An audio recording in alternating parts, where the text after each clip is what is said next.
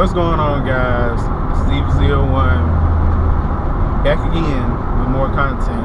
This time is pretty much the 5 things I hate about my ZL1. I know it's another video out there like it, but I've been wanting to do this for a while. I just haven't had the time. So I'm pretty much carrying it out now. Pretty much number 1 thing I hate about the ZL1 is, honestly, I have an automatic. The most boring thing in the world. It's not entertaining, it's not fun, you know. I had the experience with a manual ZL1 back in 2014. My club member showed me pretty much how to drive manual, because at the time I didn't know how, and played around a little bit, got the ropes of it, and to this day I want a manual in this car. So over time I've been piecing stuff together. I know it's possible. I know it's just gonna run a couple dollars, let's put it that way, and I'm gonna carry it out maybe within the next year or so, depending on how this year treats me. But yeah, I'll do another video on that when that all gets rolling. My number 2 most hated thing about the ZL1. Sorry about it, man. It's hot. It's hot. I'm hot. But the number 2 most hated thing I hate about the ZL1, most hated thing. The number 2 thing I hate about the ZL1 is how quiet the supercharger is. It's supremely quiet compared to the 03, 04 Cobra Terminators. It's like a baby's cry versus a jet engine. Let me turn this on. It's kind of hot. I can't. I want you guys to be able to hear me, so I got to turn the air on. Pretty much the supercharger line is too quiet. With stock pulleys, even with, you know, bolt-on pulleys, it's not loud enough. It's not gonna get the job done. I would swap to another supercharger like the Heartbeat or a Whipple or something like that. But hey, that's gonna run me almost $8 grand, you know, just to swap a supercharger for a whine and not get, you know. I mean, I would get the performance, but at the end of the day, I still want a ZL1, not a Camaro with a supercharger, or a ZL1 that used to be, you know, a ZL1. The number 3 thing I hate about the ZL1 is honestly the lack of power. You know, when they were testing and, you know, developing the ZL1, it was coming out with enough power just to beat the current GT500. At the time, Dodge was nowhere near in comparison. They didn't have the Hellcat. They had the SRT8, and it still only came with 400. Wasn't a threat, still ain't a threat, you know. But you know, we dropped 580, or Chevrolet dropped 580 in the car, and it performed. It was the star pupil for a while, and a couple months go by and Ford drops a 662 GT500, and it stomped our power. You know, it's a lighter car with a little bit more power. You know, it's hard to beat that. And not only did they drop, you know, something nice, then Dodge goes and drops the Hellcat, which has 707. You know, 707, 662, and then you got 580.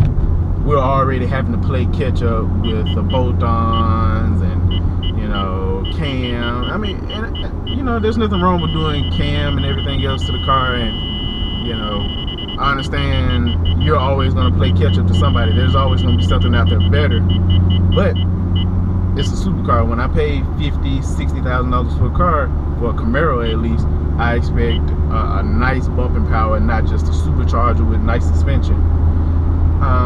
But you know, you still get a great starting stone. You can bolt it up, and you can make around about 800 on the blower, you know, before you have to either swap the blower or, you know, find an alternative to make it, you know, last longer. But yeah, that's the number 3. The number 4 has to be the lack of technology in here. When I say that, I mean outdated tech. It's still analog. It's still no digital dash. Still a digital radio. It's boring to look at in the inside. There's nothing that sets it apart from the SS Camaro, other than it's saying ZL1 in the seats. And people do stops, but it's not enough of a difference. You know, I understand that they came out the next year after after they dropped the ZL1, with a touchscreen MyLink system, and it was a nice, decent upgrade. But in order for us to upgrade up to that, it's going to run you extra $2,000, and not to mention the Recaro seats that they released with it is also another $2,500 a seat. And I just feel like that's supremely overpriced. Chevy, do better, because that's just horrible. I can go get some cheaper seats, and you guys are not making profits off that. Anyway, but yeah, I just feel like, you know, just like the GT350 or the Hellcat with a digital dash, even the Corvette with the digital dash and digital radio, I just feel like we got the short end of the stick, it being the Camaro, and they gave it all to the 6th gen, which is another sexy beast, but that's another day. I hate when I'm stuck in traffic. It's a slow day. At least get out, just get home before it rains. Anyway, but yeah, that's my number 4 most hated thing. My number 5, and it's really just a nitpick, is the placement of the boost gauge. The boost gauge is down near the shifter, under the radio. Who is looking down at, you know, at their shifter or even at the radio when they're trying to, you know, when they're in boost? I mean, you're pretty much trying to keep your eyes on the road, but look and see how much pounds of boost you're making, and it's not accurate. It's just 0 press and 15. It's not telling me 8 pounds. I'm running 8 pounds of boost, or 7.7 pounds of boost, or 9.9, 10, whatever it is. I really feel like with digital technology, well, not technology, yeah, digital tech, it would be 10 times better in the inside. And I guess I just have to make, you know, spend a couple dollars and make the difference. You know, not make the difference, but make a difference in the car. But yeah, that's my number 5 thing. But that's it for that. Pretty much I'll be dropping a video about the 5 things I love about the ZL1 sooner or later,